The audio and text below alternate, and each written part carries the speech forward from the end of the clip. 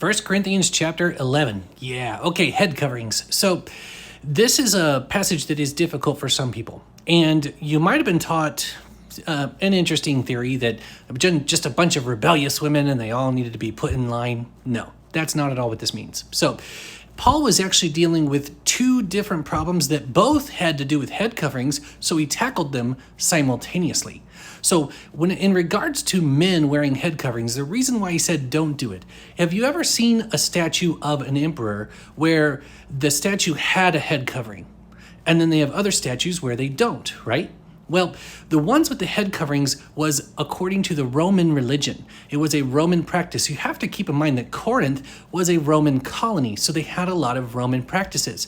So people who came out of that religion, the men would put a covering over their head when they prophesied for their deity.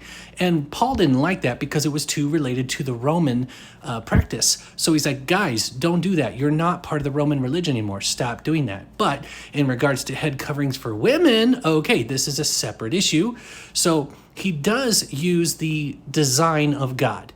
He talks about how women have long hair. That's kind of like a covering. This should be natural, all that type of thing. He's not saying that this is God's command. He's saying this is God's design, that women should have their heads covered in that culture because it was a sign of humility instead of pride. So in that time, as a part of other religions in that area, they were very women-driven, with women being very outspoken and brash and even rude.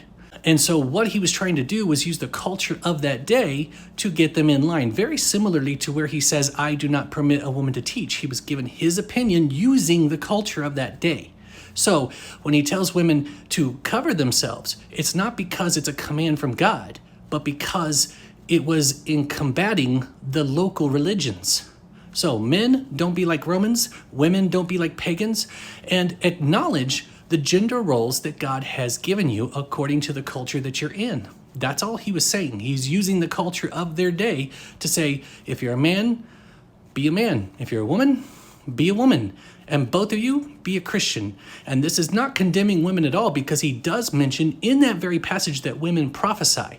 He doesn't condemn them for that at all. And so God is the one who chooses who prophesies. So God's obviously okay with women speaking. And for those of you who want to say that prophesying refers to just preaching scripture, then you at least have to admit that women are allowed to preach.